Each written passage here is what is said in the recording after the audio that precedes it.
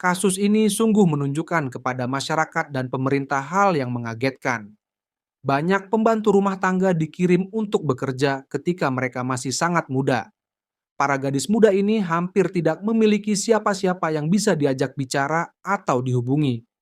Hal ini membuat pekerjaan mereka sangat sulit, terutama ketika mereka berakhir dalam situasi di mana mereka diperlakukan dengan tidak adil.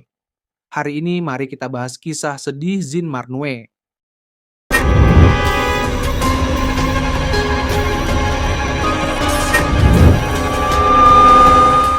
Jadi ketika pembantu rumah tangga muda dikirim ke negara lain dan tidak sesuai aturan resmi, mereka akhirnya harus melakukan berbagai jenis pekerjaan, seperti mengurus anak-anak dan merawat orang tua. Dan mereka melakukan semua ini tanpa memiliki kualifikasi resmi. Masa tinggal mereka pada dasarnya ilegal, karena agensi mereka kadang-kadang memalsukan data sedikit, mengubah usia mereka agar sesuai dengan persyaratan usia minimum untuk pembantu rumah tangga di negara tujuan. Dan Kementerian Tenaga Kerja Singapura bahkan menemukan bahwa banyak dari pembantu rumah tangga ini memiliki ID palsu untuk menyembunyikan usia asli mereka. Zin Marnue lahir di Myanmar pada tahun 2001. Kita tidak banyak tahu tentang kehidupan awalnya, selain bahwa dia berasal dari keluarga yang tidak punya banyak uang. Itu adalah cerita umum bagi banyak pembantu rumah tangga.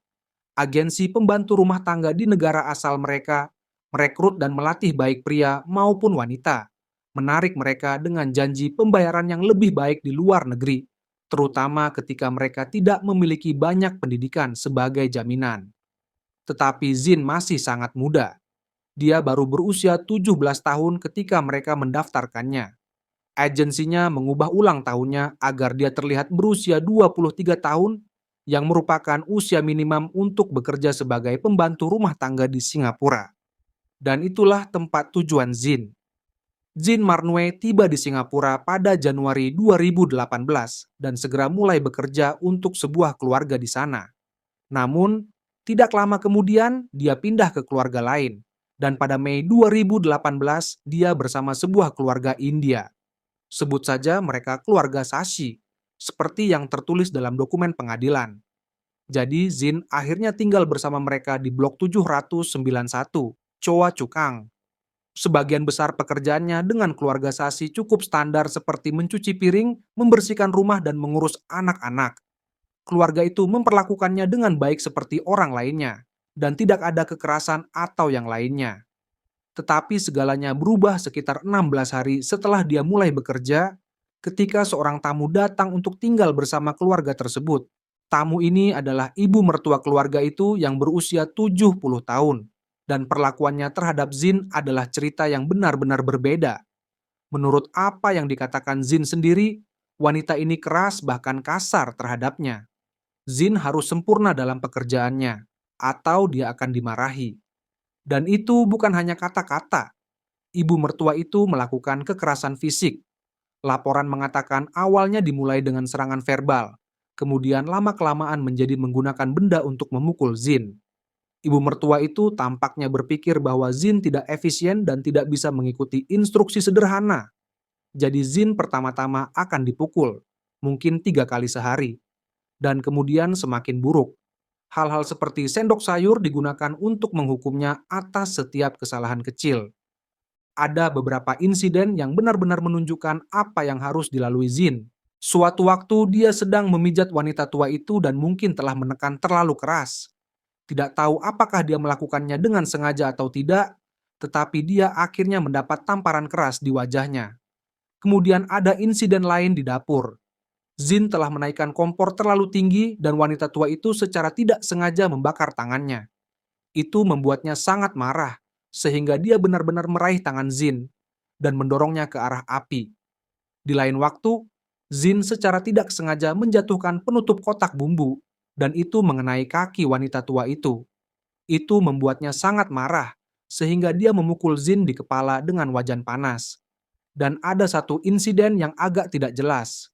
Ibu mertua itu meminta Zin memotong kuku kakinya, dan entah apa yang salah, mungkin Zen memotongnya terlalu pendek, karena dia akhirnya mendapat tendangan di dada. Pak Sashi, menantu laki-laki itu, Dia tahu mereka tidak akur, tetapi dia tidak terlalu mempermasalahkannya. Dia tidak pernah melihat Zin mengeluh, dan dia terus melakukan pekerjaannya seperti tidak ada yang salah. Dia bangun jam 5.30 pagi, mengerjakan tugas-tugasnya, dan tidur jam 11 malam. Dia mendapatkan bayaran yang baik, sekitar $450 per bulan, dan tidak pernah menunjukkan tanda-tanda kesulitan. Jadi keluarga hanya berpikir itu adalah beberapa masalah dengan wanita tua yang terlalu pemilih. Tetapi tidak ikut campur dan memisahkan mereka ternyata menjadi kesalahan besar. Pada 25 Juni 2018, hari dimulai seperti biasa. Zin bangun, membuat sarapan, dan anak-anak pergi ke sekolah. Orang tua pergi bekerja. Ditinggalkan sendirian dengan wanita tua itu tidak mudah. Dia selalu mengomel dan memukul Zin. Keluarga Sashi akan memberi Zin tugas seperti biasa, tetapi wanita tua itu, dia seperti seorang diktator dengan tuntutannya. Hari itu, urutan kejadian dimulai dengan Zin diminta membersihkan kamar wanita tua.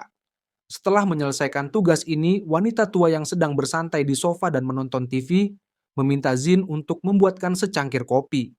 Zin melakukan seperti yang dia perintahkan, seperti biasanya dalam perannya. Tetapi ada sesuatu tentang tindakan Zin yang tidak disukai oleh wanita tua itu. Meskipun tidak jelas apa yang membuatnya kesal, titik perdebatan ini agak misterius. Tetapi ada pembicaraan bahwa Zin tidak sepenuhnya mengikuti instruksi dengan benar dan agak lambat dalam tugas-tugasnya. Ini tampaknya mengganggu wanita tua itu, yang membuat ucapan yang signifikan. Dia mengancam akan mengirim Zin kembali ke agensinya keesokan harinya. Ucapan ini menjadi titik balik bagi Zin. Bagi Zin, pekerjaannya adalah segalanya. Itu adalah satu-satunya sumber penghasilannya, dan dia juga sedang menghadapi hutang sekitar $3.000. Menjadi pembantu rumah tangga asing adalah urusan yang mahal, dengan biaya seperti administrasi, perawatan kesehatan, dan tempat tinggal, yang agensi bayarkan di muka dan kemudian dikurangkan dari gaji pembantu rumah tangga.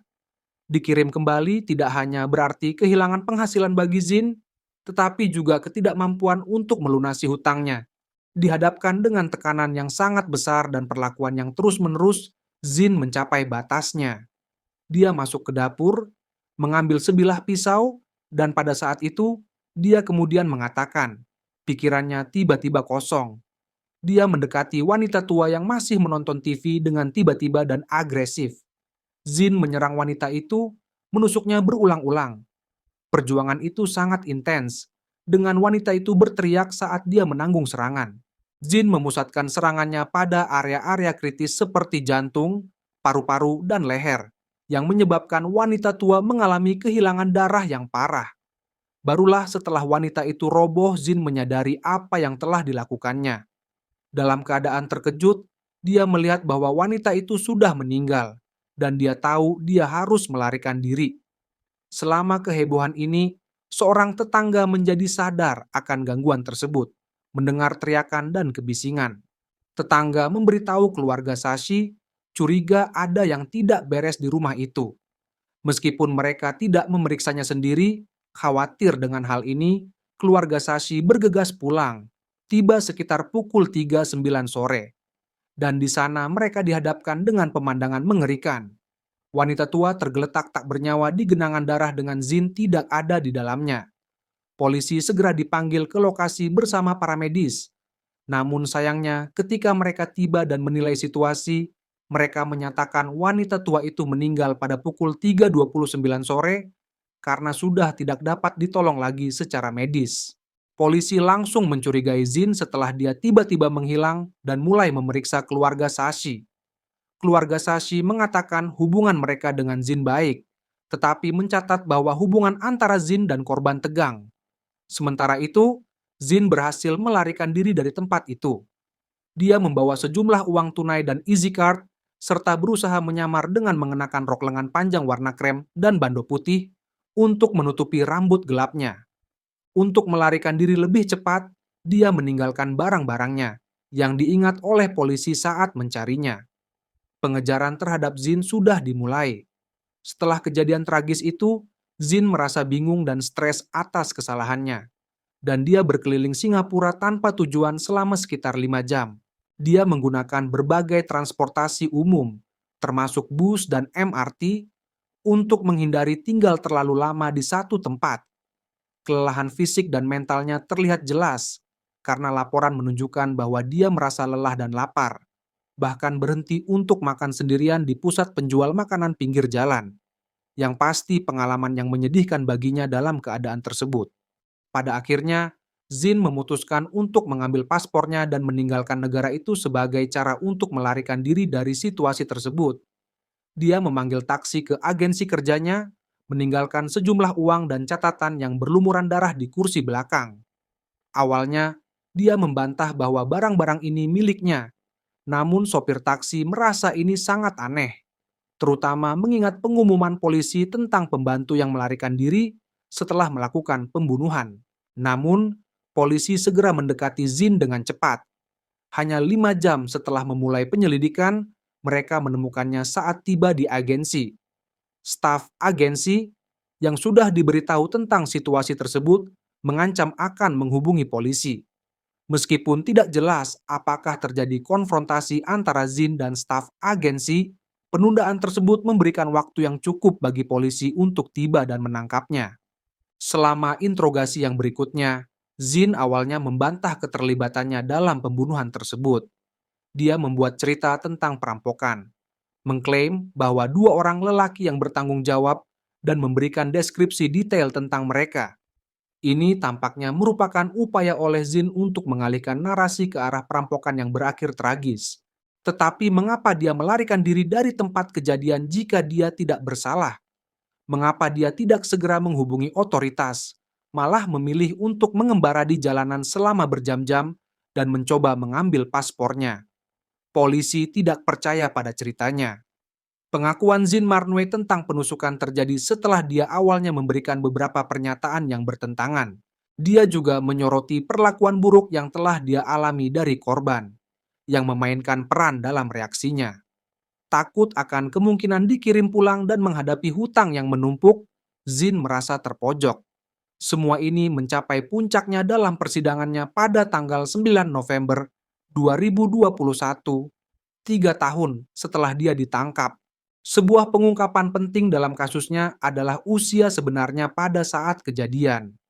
Penilaian usia tulang di rumah sakit Tan Tock Seng menunjukkan bahwa Zin kemungkinan hanya berusia 17 tahun, meskipun paspornya salah menyebutkan dia berusia 23 tahun. Namun demikian, usianya tidak membuatnya terbebas dari menghadapi persidangan atas tindakannya.